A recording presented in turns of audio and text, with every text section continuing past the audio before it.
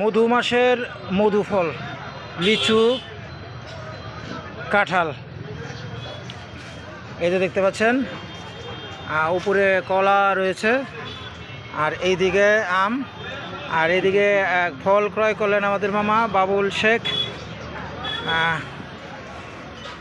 জ্যৈষ্ঠ মাসের যেই মধু, এই মধু মাস বলার মূল কারণ এই ফলকে কেন্দ্র করে। আর আমি একটু আলোচনা করব এবার ফল বিক্রেতা আমাদের গ্রামেরই জামাল শেখ। আচ্ছা, এবার ফল কীরকম? ভালোই। দাম কীরকম? লিচুর দাম কীরকম? সব দাম বেশি। দাম বেশি। আম দাম কম। কাঁঠাল কম। তবে এই ফল কেমন পাওয়া যাচ্ছে? ফল ভালো। ফল ভালো। গত বছরের তুলনায় ভালো নাকি এবার ভালো বেশি? এবার লিচুটা দাম বেশি।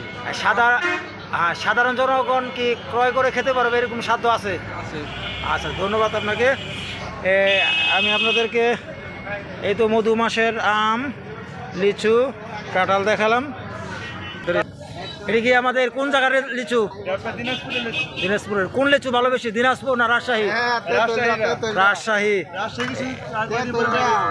সুন্দর দেখতে পাচ্ছেন এখানে লিচু, সুন্দর লিচু।